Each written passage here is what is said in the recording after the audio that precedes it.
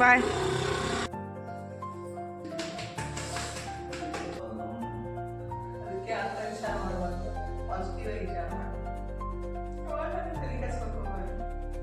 ಆರಾಮಾಗಿರ್ಬೇಕು, ಇರೋ ಆರಾಮಾಗಿರ್ಬೇಕು ಅಷ್ಟೇ ಲೈಫ್.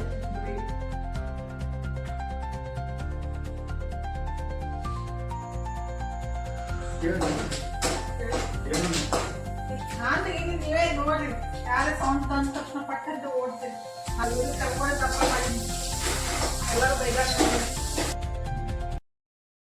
ನಮಸ್ಕಾರ ಎಲ್ಲರಿಗೂ, ಬೆಳಗಿನ ಶುಭೋದಯ ರೀ. ಎಲ್ಲರೂ ಹೆಂಗದಿರಿ? ಆರಾಮದಿರೇನು? ನಾವು ಆರಾಮದೀವಿ ನೋಡ್ರಿ.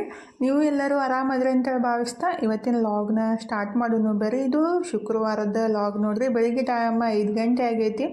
ನಾನು ಎದ್ದು ಫಸ್ಟಿಗೆ ಕೈಕಾಲು ಮುಖ ತಗೊಂಬಂದು ನಿನ್ನೆ ರಾತ್ರಿನೇ ಜೀರಿಗೆ ಮತ್ತು ಸ್ವಲ್ಪ ಅಜ್ವಾಯಿನ ನೆನೆಸಿಟ್ಟಿದ್ದೆ ರೀ. ಅದನ್ನ ಬಿಸಿ ಮಾಡಿಕೊಂಡು ಕುಡಿದ್ರಾಯ್ತು ಅಂತೇಳಿ ಬಿಸಿ ಮಾಡ್ಕೊಂಡ್ಬಿಟ್ಟು ಕುಡಿಯಾಕಂತೀನಿ ನೋಡ್ರಿ. ಬೆಳಗಿನ ಜಾವ ಸ್ವಲ್ಪ ತಣ್ಣಗೆ ಕುಡಿಯೋಕ್ಕಿಂತ ಬಿಸಿ ಕುಡಿದ್ಬಿಟ್ರೆ ಬೆಸ್ಟ್ ಅನ್ಸುತ್ತೆ. ಅಂದ್ರೆ ಫಸ್ಟಿಗೆ ಅದನ್ನ ಸೋಸ್ಕೊಂಡ್ಬಿಟ್ಟು ಮತ್ತಷ್ಟು ನೀರು ಹಾಕಿ ಚಲೋತ್ನಾಗ ಕಾಸ್ಬಿಟ್ಟು ಇಟ್ಟಿದ್ರೆ ಮತ್ತು ನೆಕ್ಸ್ಟ್ ಯೋಗ ಎಲ್ಲ ಮುಗಿಸ್ಬಿಟ್ಟು ಮತ್ತು ನಿಂಬೆಹಣ್ಣು ಸ್ವಲ್ಪ ಉಪ್ಪು ಹಾಕ್ಕೊಂಡು ಕುಡಿಯಾಕೆ ಬರುತ್ತಂದ್ರೆ ಇನ್ನೂ ಅದು ಜೀರಿಗೆ ಅಂಶ ಎಲ್ಲ ಇರುತ್ತಲ್ರಿ. ಹಾಗಾಗಿ ವೇಸ್ಟ್ ಮಾಡೋಕ್ಕಿಂತ ಈ ರೀತಿ ನಾನು ಫಸ್ಟಿಗೆ ಸ್ವಲ್ಪ ಬಿಸಿ ಮಾಡಿಕೊಂಡು ಅದನ್ನ ಸೋಸ್ಕೊಂಡು ಅದಕ್ಕೆ ಸ್ವಲ್ಪ ಜಾಸ್ತಿ ನೀರು ಹಾಕಿ 2 ಗ್ಲಾಸ್ ಅಷ್ಟು ಮತ್ತು ಚಲೋತ್ನಾಗ ಬಿಸಿ ಮಾಡಿ ಸೋಸ್ಕೊಂಡು ಕುಡಿಯಾಕೆ ಬರುತ್ತೆ. ಅಂದ್ರೆ ನಮ್ಮ ಮನೆಯವ್ರಿಗೆ 1 ಗ್ಲಾಸ್ ನನಗೊಂದು ಗ್ಲಾಸ್ ಆಗುತ್ತಂತ 2 ಗ್ಲಾಸ್ ಅಷ್ಟು ನೀರು ಹಾಕಿಬಿಟ್ಟು ಈಗ ಅದು ನೀರು ಬಿಸಿ ಮಾಡೋಕೆ ಇಟ್ಟಿನಿ ನೋಡ್ರಿ. ಫಸ್ಟಿಗೆ ಏನು ಜೀರಿಗೆ ನೀರು ಬಿಸಿ ಮಾಡಿದೆಲ್ಲ ಅದನ್ನ ಕುಡಿಯಾಕಂತೀನಿ. ಜೀರಿಗೆ ನೀರು ಕುಡಿಯೋದ್ರಿಂದ ವೆಯ್ಟ್ ಲಾಸ್ನೂ ಆಗುತ್ತೆ ಮತ್ತು ನಮ್ಮ ಬಾಡಿ ಒಳಗಿನ ಹೀಟ್ನೂ ಕಮ್ಮಿ ಆಗುತ್ತೆ ರೀ. ಹಾಗಾಗಿ ಅಟ್ಲೀಸ್ಟ್ ವಾರದಾಗ 1-2 ಸಲ ಅದನ್ನು ಕುಡಿಬೇಕು. ಆಲ್ರೆಡಿ ನಾನು ಹೇಳಿದ್ದೀನಿ. ಹೆಣ್ಮಕ್ಳಿಗೆ ರೀ ಮಂತ್ಲಿ ಟೈಮ್ ಒಳಗೆ ಜಾಸ್ತಿ ಹೊಟ್ಟೆ ನೋವು ಬರೋದು, ಸುಸ್ತಾಗೋದು ಆ ಥರ ಆಗ್ತಿರ್ತೈತಲ್ರಿ. ವಾರದಾಗ 1-2ರಿಂದ 3 ಸಲ ಬೆಳಗ್ಗೆ ಖಾಲಿ ಹೊಟ್ಟೆ ಒಳಗೆ ಜೀರಿಗೆ ನೀರು ಕುಡಿಯೋದ್ರಿಂದ ಹೀಟ್ನೂ ಕಮ್ಮಿ ಆಗುತ್ತೆ ಮತ್ತು ನಮ್ಗೆ ಸುಸ್ತೂ ಆಗಂಗಿಲ್ಲ ರೀ. ನನಗಂತೂ ಭಾಳ ಬೆಸ್ಟ್ ಅನಿಸುತ್ತೆ. ನಮ್ಮ ಮನೆಯವ್ರಿಗೂ ನೆಕ್ಸ್ಟ್ ಟೈಮ್ ಏನು ನೀರು ಹಾಕಿಟ್ಟಿದ್ದಲ್ರಿ ಅವರಿಗೆ ಸೋಸಿ ನಿಂಬೆಹಣ್ಣು ಹಾಕಿ ಕೊಟ್ಟಿದ್ದೀನಿ. ನಾನು ಕುಡಿಯಾಕಂತೀನಿ ನೋಡ್ರಿ.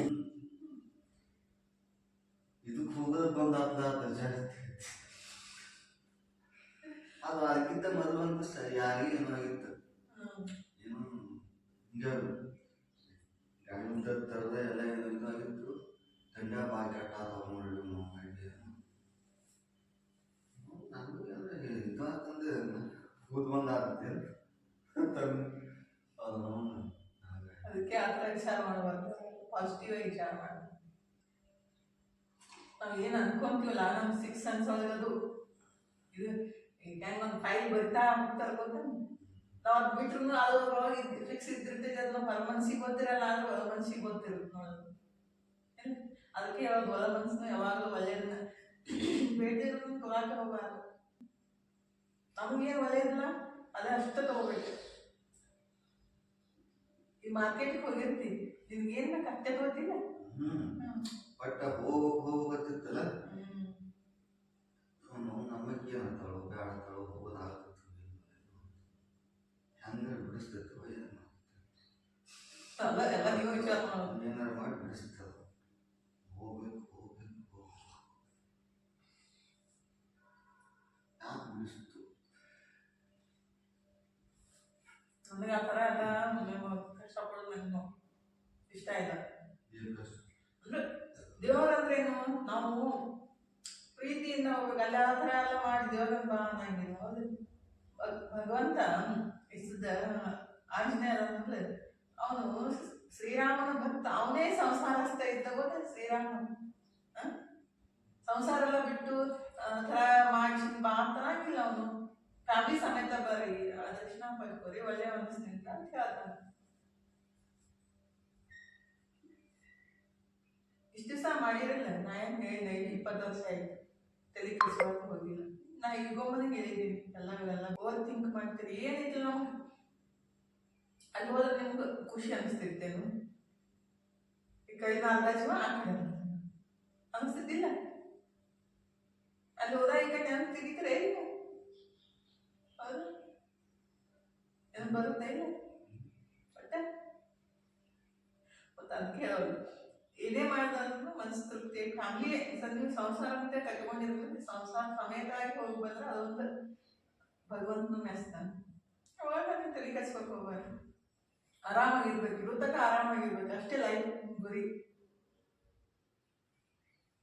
ದೇವ್ರ ಅದು ಇದು ಎಲ್ಲ ನೂರೆಂಟು ವಿಚಾರ ಮಾಡ್ಕೊಂಡು ನೂರೆಂಟು ತಲೆ ಕೆಡ್ಸ್ಕೊಳಕ್ ಹೋಗೋದು. ನಮಗೇನು ಖುಷಿ ಬೇಕು, ನಾವೇನು ಸಂತೋಷವಾಗಿರ್ತೀವಲ್ಲ, ಸ್ವೀಟಾಗಿ ಕಾಸು ಕೊಡ್ತೀನಿ.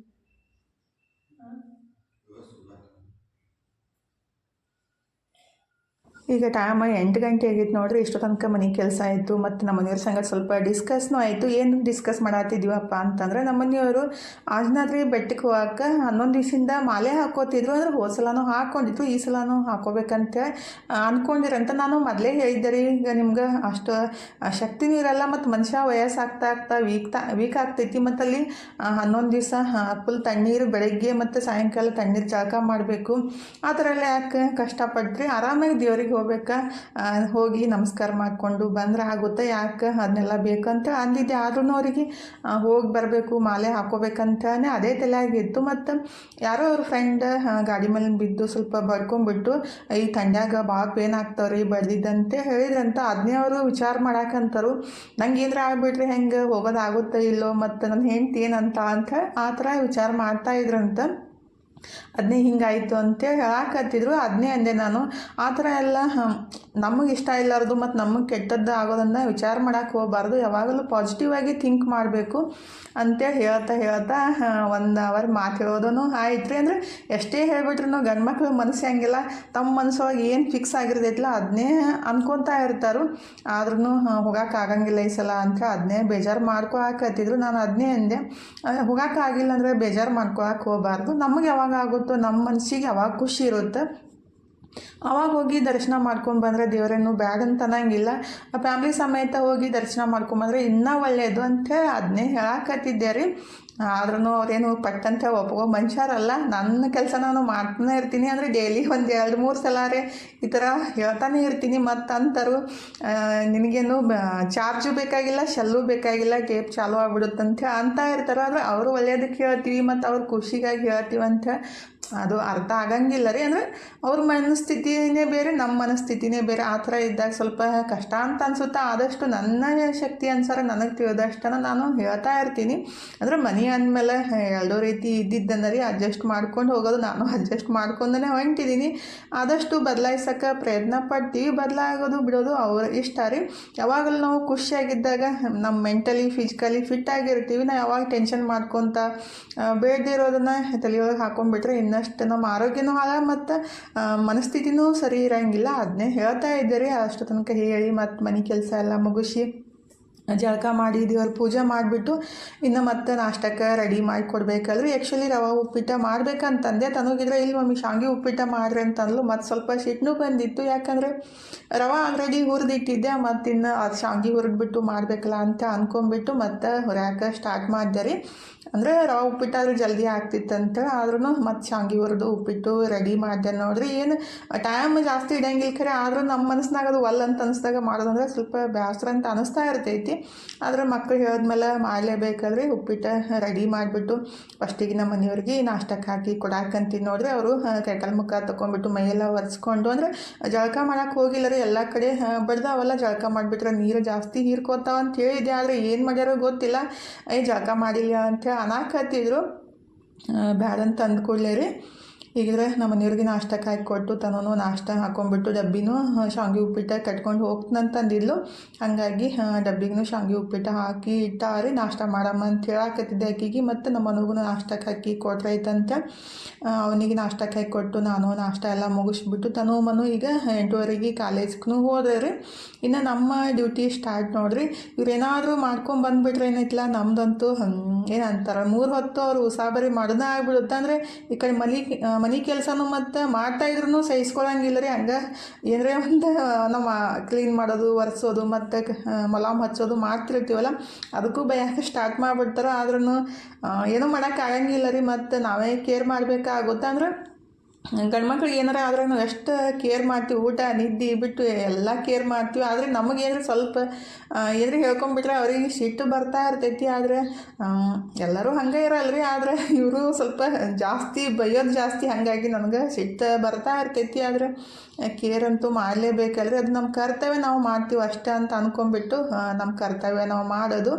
ಈಗ ಫಸ್ಟಿಗೆ ಡೆಟಾಲ್ ಹಚ್ಚಿ ಎಲ್ಲ ನೀಟಾಗಿ ಒರೆಸ್ಬಿಟ್ಟು, ಅಂದರೆ ಅದು ಕ್ಲೀನ್ ಮಾಡ್ತಾಯಿದ್ರೆ ಜಲ್ದಿ ಮಾಯೈತ್ರಿ. ಹಂಗೆ ಬಿಟ್ಟರೆ ಅದು ಡಸ್ಟ್ ಎಲ್ಲ ಕುಂತು ಹಾಕಿಬಿಟ್ಟು ಜಲ್ದಿ ಕಡಿಮೆ ಆಗಂಗಿಲ್ಲ. ಹಾಗಾಗಿ ಫಸ್ಟಿಗೆ ಡೆಟಾಲ್ ಎಲ್ಲ ಹಚ್ಬಿಟ್ಟು ಒರೆಸಿ ನೀಟಾಗಿ ಆಮೇಲೆ ಮೊಲಾಮೆಲ್ಲ ಹಚ್ಬಿಟ್ರೆ ಆಯಿತು. ಸ್ವಲ್ಪ ಬಿಸಿಲಿಗೆ ಕೂಡ್ರಿ ಅಂತ ಹೇಳಾಕತ್ತಿದ್ದೆ. ಅಂದರೆ ಅದು ಥಂಡಿಗೆಲ್ಲ ಸ್ವಲ್ಪ ಈಗ ಜಾಸ್ತಿ ಪೇನ್ ಆಗೋದ್ರಿ. ಥಂಡಿ ಒಳಗೆ ಜಾಸ್ತಿ ಏನೇ ಗಾಯ ಆಗಿಬಿಟ್ರು ಅದು ಜಲ್ದಿ ಕಡಿಮೆ ಆಗಂಗಿಲ್ಲ. ಅದನ್ನೇ ಹೇಳ್ತಾ ಇದ್ದೆ. ಮತ್ತು ಹಂಗೆ ಟ್ಯಾಬ್ಲೆಟ್ ಕೊಡೋದು ಅದನ್ನೆಲ್ಲ ಕ್ಲೀನ್ ಮಾಡೋದು, ಮುಖದ ಸ್ವಲ್ಪ ಪೇನ್ ಜಾಸ್ತಿ ಆಗತ್ತೈತೆ ಅಂತ ಅನ್ನಕತ್ತಿದ್ರು. ಈಗಿದ್ರೆ ಮತ್ತು ನನ್ನ ಕೆಲಸ ಎಲ್ಲ ಮುಗಿಸ್ಬಿಟ್ಟು ಇನ್ನು ಅಡುಗೆನೂ ಮಾಡಿದೆ ನೋಡ್ರಿ. ಅಡುಗೆ ಮಾಡಿ ಊಟಕ್ಕೂ ಎಲ್ಲರಿಗೆ ಹಚ್ಚಿ ಕೊಟ್ಟೆ. ಅಂದರೆ ನಮ್ಮ ಮನೆಯವ್ರಿಗೆ ಮತ್ತು ಮನುಗೆ ಅವರು ಇಬ್ಬರು ಊಟ ಮಾಡಿದ್ರು. ಇನ್ನು ನಾನು ಚಪಾತಿ ಎಲ್ಲ ಮುಗಿಸ್ಬಿಟ್ಟು ಊಟ ಮಾಡಾಕಂತೀನಿ ನೋಡ್ರಿ. ಇವತ್ತು ಮೊಳಕೆ ಕಾಳು ಗ್ರೇವಿ ಮಾಡಿದ್ದೆ. ಟೇಸ್ಟ್ ಜಾಸ್ತಿ ಆಗಿದ್ದು ಕಾಣ್ತೈತಿ. ಎಲ್ಲ ಖಾಲಿನೇ ಮಾಡಿಬಿಟ್ಟಿದ್ರು ನಮ್ಮ ಮನೆಯವರು ಮತ್ತು ಮನೂರಿ. ಇನ್ನು ನಾನು ಪ್ಲೇಟ್ ಹಚ್ಕೊಂಡು ಊಟ ಎಲ್ಲ ಮುಗಿಸ್ಬಿಟ್ಟು ಕುಂತಿದ್ದೆ ರೀ. ನನ್ನ ಮಗಳು ಕಾಲೇಜಿಂದ ಬರೋಮಂದಾಗ ಅಂದರೆ ಕಾಲೇಜ್ ಒಳಗೆ ಅದನ್ನ ಎಷ್ಟು ಉದ್ದ ಉಗುರು ಬಿಟ್ಟಾಗ ಎಷ್ಟೇ ಸಲ ಹೇಳ್ತೀನಿ ಉಗುರು ಕಟ್ ಮಾಡ್ಕೊ ಅಂತೇಳಿ. ಕಟ್ ಮಾಡ್ಕೊಳಂಗೆ ಇಲ್ಲ ರೀ. ಅದು ಬೆಂಚ್ ತಟ್ಬಿಟ್ಟು ಉಗುರು ಮುರಿದ್ಬಿಟ್ಟು ಬ್ಲಡ್ ಎಲ್ಲ ಬಂದುಬಿಟ್ಟೈತಿ. ಹಂಗಾಗಿ ನಮ್ಮ ಮನೆಯವ್ರು ನಾನು ಭಯಾಕತ್ತಿದ್ವಿ, ನಿನಗೆ ಯಾರು ಇಷ್ಟು ಉಗುರು ಬಿಡು ಅಂದಾರ ಅಂತೇಳಿ. ಆದರೂ ಹುಡುಗಿಯರು ಕೇಳಂಗೆ ಇಲ್ಲರಿ. ಏನು ಉಗುರು ಬಿಟ್ಟರೆ ದೊಡ್ಡ ಸಾಧನೆ ಮಾಡ್ದಂಗೆ ಅನ್ಸುತ್ತೆ. ನನಗೆ ಆ ಥರ ಎಲ್ಲ ಇಷ್ಟ ಆಗಂಗಿಲ್ಲ. ಎಷ್ಟು ನೀಟಾಗಿ ಉಗುರು ತಗೊತೀವಲ್ಲ ಅಷ್ಟು ನಮ್ಗೆ ಚಲೋ ಅನಿಸುತ್ತೆ. ಏನೇ ಕೆಲಸ ಮಾಡಬೇಕಾದ್ರೂ ಪ್ರಾಬ್ಲಮ್ ಆಗಂಗಿಲ್ಲ. ಆದ್ರೂ ಕೇಳಂಗಿಲ್ಲ ರೀ. ಅದೇನು ಉಗುರು ಬಿಟ್ಸಿನ ಫ್ಯಾಷನ್ ಮಾಡೋಕ್ಕೆ ಹೋಗ್ತಾರೆ, ಈ ಥರ ಪ್ರಾಬ್ಲಮ್ ಆಗಿಬಿಡುತ್ತೆ. ಹಂಗೆ ಅದನ್ನ ಬೈದ್ಬಿಟ್ಟು ನಮ್ಮ ಮನೆಯವರು ಅದನ್ನ ಅದು ಕಟ್ರಲ್ಲಿ ಎಲ್ಲಿ ಕಟ್ ಆಗಲಾಗಿತ್ತು. ಮತ್ತು ಬ್ಲೇಡ್ ತೊಗೊಂಡು ಕಟ್ ಮಾಡಿದ್ರು. ಈಗಿದ್ರೆ ನಮ್ಮ ಮನೆಯವ್ರ ಡ್ಯೂಟಿ ಸ್ಟಾರ್ಟ್ ಆಗೈತೆ ನೋಡ್ರಿ. ಬರೀ ಇದೇ ಕೆಲಸ ನಂದು. ಅಂದರೆ ಅದು ಮುಖದ ಸ್ವಲ್ಪ ನಿನ್ನೆ ಎಲ್ಲ ಪಟ್ಟಿ ಹಚ್ಚಿದ್ರಲ್ಲ, ಸ್ವಲ್ಪ ಏನು ಜಾಸ್ತಿ ಆಗಲಾಕತ್ತೈತಿ. ಅದಕ್ಕೆ ತೆಗೆದ್ಬಿಟ್ಟು ಒರ್ಸೋಣ ಅಂತೇಳಿ ಅದನ್ನ ಪಟ್ಟಿ ಹಚ್ಚಿದ್ದು ತೆಗೆದ್ಬಿಟ್ಟು ಮತ್ತು ಡೆಟಾಲ್ ಹಚ್ಚಿ ಎಲ್ಲ ಒರೆಸಿ ಅದು ಕ್ರೀಮ್ ಹಚ್ಚಾಕಂತೀನಿ ರೀ. ಅಂದರೆ ಅದಕ್ಕೆ ಎಷ್ಟು ನಾವು ಕೇರ್ ಮಾಡ್ತೀವಲ್ಲ ಅಷ್ಟು ಜಲ್ದಿ ಕಡಿಮೆ ಆಗುತ್ತೆ. ಇವಾಗಂತೂ ಸಣ್ಣ ನೋವು ಆಗ್ಬಿಟ್ರು ಥಂಡಿ ಒಳಗೆ ಜಾಸ್ತಿ ಪೇನ್ ಆಗ್ತಾವ್ರಿ. ಇಷ್ಟೆಲ್ಲ ಪೇನ್ ಆದಾಗ ಜಾಸ್ತಿನೇ ನೋವು ಆಗ್ತಾ ಇರ್ತೈತಿ. ಮತ್ತು ಏನು ಮಾಡೋಕ್ಕಾಗಲ್ಲ, ಆದಮೇಲೆ ಸಹಿಸ್ಕೊಳ್ಳೇಬೇಕು.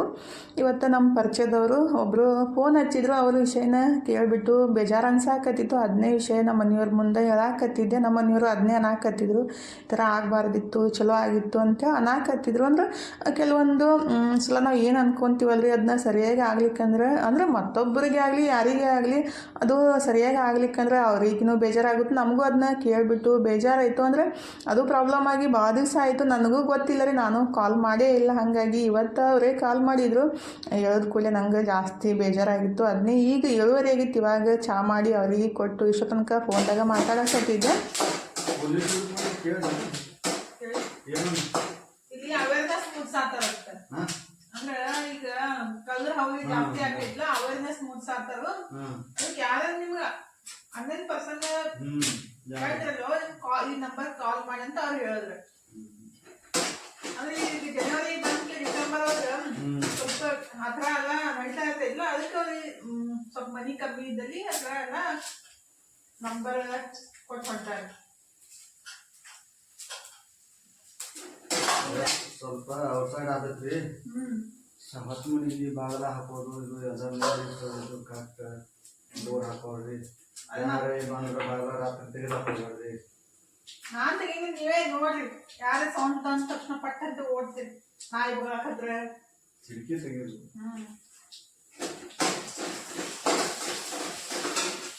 ಅದಕ್ಕೆ ಎಲ್ಲರಿಗೂ ಅದು ಕಾರ್ಡ್ ಅಂದ್ರೆ ಪೇಪರ್ಸ್ ನಂಬರ್ ಇದ್ದಿದ್ದು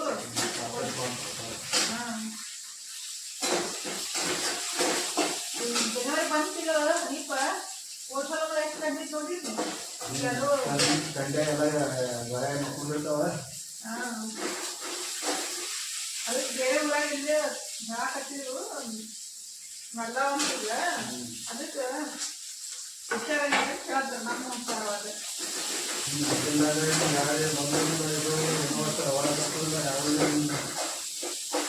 ನಮ್ಮ ಮನೆಯಿಂದ ಹೊರಗೆ ಮೊನ್ನೆ ಊರಿಗೆ ಕರ್ಕೊಂಡು ತಪ್ಪ ಮಾಡೀನಿ. ಎಲ್ಲರೂ ಬೇಜಾರು ಯಾರಿಗೂ ಮನ್ಯಾಗ ಕರ್ಕೊಂಡಿಲ್ಲ. ಈಗ ಒಬ್ಬರೇ ಒಬ್ಬರೇ ಹಾಕೊಂಡು ನೋಡ್ತಿರ್ತಾವ. ಒಬ್ಬರ ಇದ್ರೂ ಮುಗಿ ಏನ್ರಿ ಇದು ಹುಡುಗ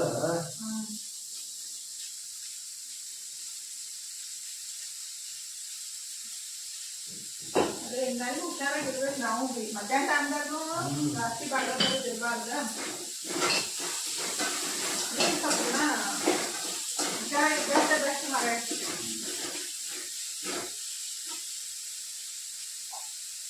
ಹಿಂದಿನ ಪುಡಿ ಮಾಡೋದಕ್ಕಿತ್ತು, ಏನು ಮಾಡೋದು ಆಗಲಿಲ್ಲ. ಇವತ್ತು ಸ್ವಲ್ಪನೇ ಜಾಸ್ತಿ ಏನೋ ಮಾಡ್ಬೇಕಂತ ಅನ್ಕೊಂಡೆ, ಫೋನಲ್ಲಿ ಜಾಸ್ತಿ ಮಾತಾಡೋದು. ಅಡುಗೆ ಮಾಡಕ್ಕೆ ಮನ್ಸಿಲ್ಲ ಬಿಟ್ಟು ಪಿಕ್ ಮಾಡಿ ತಿನ್ನೋದಾಗಿ ಹೇಳ್ಬೋ. ಆಗ ಏನು ಅನ್ಕೊಂಡೆ, ಬೇರೆ ಏನಾದ್ರು ಮಾಡ್ಬೇಕಂತ ಅನ್ಕೊಂಡೆ, ಇನ್ನ ಈಗ ಅನಿಸ್ತು ಒಲ್ಲ ಅನಿಸ್ಬಿಟ್ಟು ಅಡುಗೆ ಮಾಡಕ್ಕೆ. ಅದಕ್ಕೆ ಉಪ್ಪಿಟ್ಟು ಮಾಡಿ ತಿನ್ನೋದು. ಕೆಲವೊಂದು ವಿಷಯಗಳು ಏನ್ರಿ ಕೇಳ್ದಾಗ ಇಲ್ಲ ಮನ್ಸಿಗೆ ಬ್ಯಾಸ್ ಅನ್ಸ್ಬಿಟ್ಟು ಏನೋ ಮಾಡಕ್ಕೆ ಮನ್ಸು ಬರಲ್ಲ.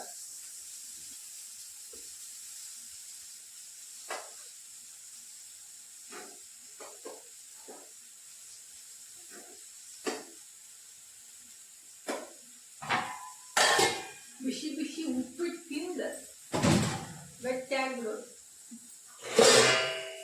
ಒಟ್ಟು ಹೊಟ್ಟೆ ತುಂಬಿಸುವಾಗ ಏನಾದರೂ ಒಂದು ತಿನ್ನೋದು. ಆ್ಯಕ್ಚುಲಿ ಸುಮಾರು ಎಷ್ಟು ಇರಬೇಕು ಚಾಲು ಸೇರಿ ಕಮ್ಮಿ ಒಂದು ಚೀಲ ತೋತಾ ಒಂದು ಚೀಲ ತಗೋಬೇಕಿತ್ತು ಆ್ಯಕ್ಚುಲಿ. ಹೌದಿಲ್ಲ?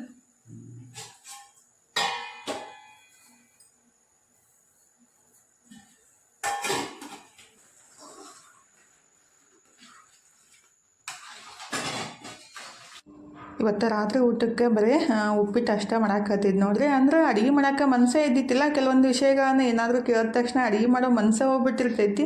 ಮತ್ತು ಅಡುಗೆ ಅಂತೂ ಮಾಡಲೇಬೇಕಾದ್ರೆ ಹೊಟ್ಟೆಗೆ ಏನಾದರೂ ತಿನ್ನಕ್ಕೆ ಬೇಕಾ ಆಗುತ್ತೆ. ಹಾಗಾಗಿ ಉಪ್ಪಿಟ್ಟೇನು ಜಲ್ದಿ ಆಗುತ್ತಾ, ಹೊಟ್ಟೆನೂ ತುಂಬುತ್ತಂತೇಳಿ ನಾನು ಉಪ್ಪಿಟ್ಟು ರೆಡಿ ಮಾಡಾಕಂತೀನಿ ನೋಡ್ರಿ. ಅನ್ನ ಮಾಡಿ ಸಾಂಬಾರು ಮಾಡೋಕ್ಕಿಂತ ಉಪ್ಪಿಟ್ಟು ಮಾಡೋದು ಬೆಸ್ಟ್ ಅನ್ಸುತ್ತೆ.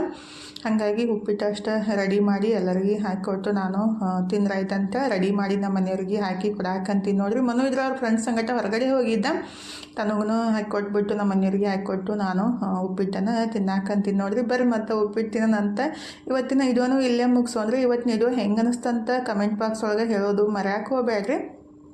ವಿಡಿಯೋ ಇಷ್ಟ ಆಗಿದ್ರೆ ಲೈಕ್ ಮಾಡಿ, ಶೇರ್ ಮಾಡಿ, ಸಬ್ಸ್ಕ್ರೈಬ್ ಮಾಡಿಕೊಂಡು ಸಪೋರ್ಟ್ ಮಾಡಿರಿ. ನೀವು ಸಪೋರ್ಟ್ ಮಾಡಿಬಿಟ್ರೆ ನಮಗೂ ಹೆಲ್ಪ್ ಆಗುತ್ತೆ. ಹಾಗಾಗಿ ವಿಡಿಯೋ ಇಷ್ಟ ಆಗಿದ್ರೆ ಪ್ಲೀಸ್ ಸಪೋರ್ಟ್ ಮಾಡಿರಿ. ಇಷ್ಟು ತನಕ ವಿಡಿಯೋ ನೋಡಿದ್ದಕ್ಕೆ ತಮ್ಮೆಲ್ಲರಿಗೂ ಹೃದಯದ ತುಂಬ ಧನ್ಯವಾದಗಳು ರೀ. ಥ್ಯಾಂಕ್ ಯು ಫಾರ್ ವಾಚಿಂಗ್ ರೀ. ಬಾಯ್ ರೀ ಎಲ್ಲರಿಗೂ. ನಮಸ್ಕಾರ. ಹೋಗಿ ಬರ್ತೀವಿ ರೀ. ಮತ್ತು ಹೊಸ ಲಾಗ್ ಜೊತೆಗೆ ಸಿಗ್ತೀವಿ ರೀ.